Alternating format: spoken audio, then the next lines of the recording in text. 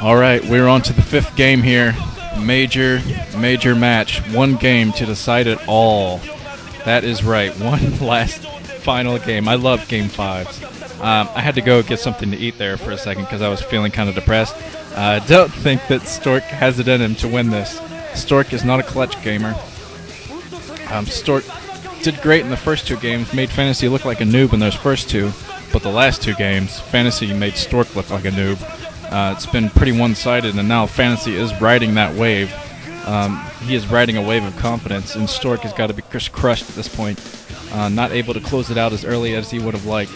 This is going to be an epic game. 5, 4, 3, 2, 1. This is returning back to Chupung-Ryeong.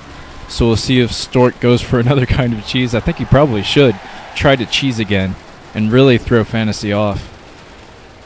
Down here at the 8 o'clock position in Teal, we have Fantasy. Let's see his mental composure right now. His facial composure looking very good. Not shaking in the least. Looking very. He might have been training for the third through fifth game more than the first and second. See Stork up here in Beige at the 2 o'clock. Stork not looking as confident as he should, I don't think. But yeah, I think Fantasy did have plans for those last two games. The first two games, I'm not sure if he had plans for them or not, because I don't know. It was just very strange what he was doing. And I think Stork might be going for cheese here. Is Stork going for another kind of cheese? I'm not sure. You see, Stork sending down a probe might just be thinking about getting some early scouting information. Putting a pylon in his base, trying to ward off any kind of a cheese. He's not going for a fast expand here, which is good. It didn't work out for him in the last game. You see that Stork is thinking about going up here. Fantasy trying to block, not able to do so. And Stork is inside the base now, going to get that scouting information.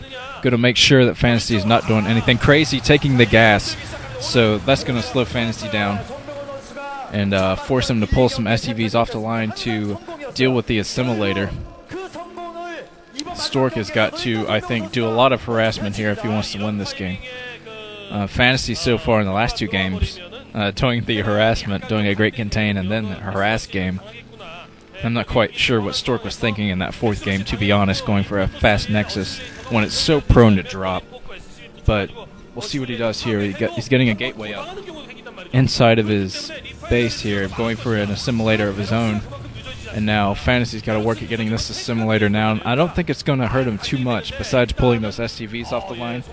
He's probably going to have that Marine out working at the assimilator and be able to take it down.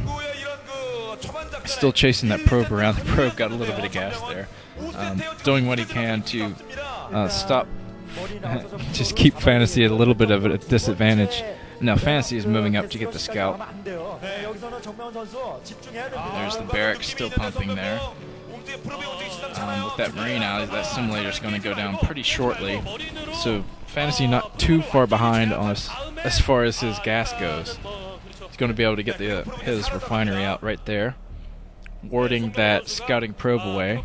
And now Stork is blocking his own ramp, so it looks like Fantasy's not going to get any kind of a scout here. Not a whole lot to see. The cybernetics core is going up behind those minerals. Now Fantasy is floating his barracks over, going to try to get the scout with that. The barracks, if you don't know, acts as an overlord. It's about the same speed, and it's great for, it has about the same sight range too. Great for scouting. Oh, he actually landed it there, so you might be thinking about blocking off his choke or maybe building some more Marines. You see there is a Zealot out blocking that choke now for Stork. Stork trying to come around from the side. He's going to spot this command center most likely with that probe from the right side of Fantasy's base. So scouting is going to be so key in this match. Fantasy's going to have to find some way to scout. He might have to build an early armory. Not an army, but a... yeah, you know what I mean. To get the scans up. An academy. That's the word I was looking for. I knew it was an A word. And now the cybernetics core is spinning for Stork, so Stork getting his range upgrade for the goons.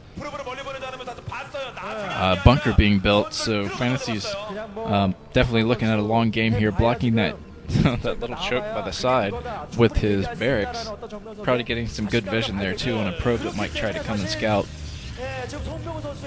Fantasy has just been on fire in the last 2 games. We'll see if he's able to take that confidence that he has from the last 2 games and just work it into this match. We're not seeing cheese on this match, so looks like we're going to be in for a longer game. This map is sort of Terran favored. I mean, it has a lot of ridges that Terran can hide tanks and stuff like that. But a Protoss player can definitely win. I think Best has shown us that when he beat Midas on this map. Here comes a machine shop up for Fantasy. Dragoon's moving in right now. Going to just try to get some vision here and keep Fantasy from moving out with too much. Still working from one gate. I think Stork's going for his Nexus up there.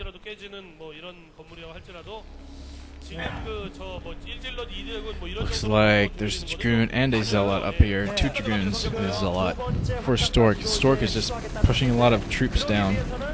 Trying to get a scout there, wasn't successful. Fantasy doing a good job blocking his choke. And now that Stork does have his range upgrade, Fantasy's going to have to devote more SCVs to repairing this, because these Dragoons are going to take down this bunker if he does not repair. You see he is bringing in 3 SCVs. That should be enough, unless Stork has something else here. Stork being warded off a little bit by this tank. If he's not careful, he's going to lose one of his Dragoons. He is able to take out that tank. Took a lot of damage on those Dragoons, though. He's going to have to play a little bit more carefully, I think. Just keep working at that bunker and keep keep Fantasy repairing that thing and keep his minerals going down. Every time a Terran repairs something, it takes away minerals. So, siege mode out. He's going to have to back off now. That bunker is going to stay up, and looks like that engineering bay is going to help Fantasy be able to see units just blow up with his tanks. There's another factory going down for him. Looks like a 3rd Nexus for Stork, so Stork's doing a very good expand game here, getting that robotics facility up and a couple more gateways. He was working from 1 gate that whole time, which was a pretty risky build. But if he gets all 3 of these bases running, that's going to be very helpful to him.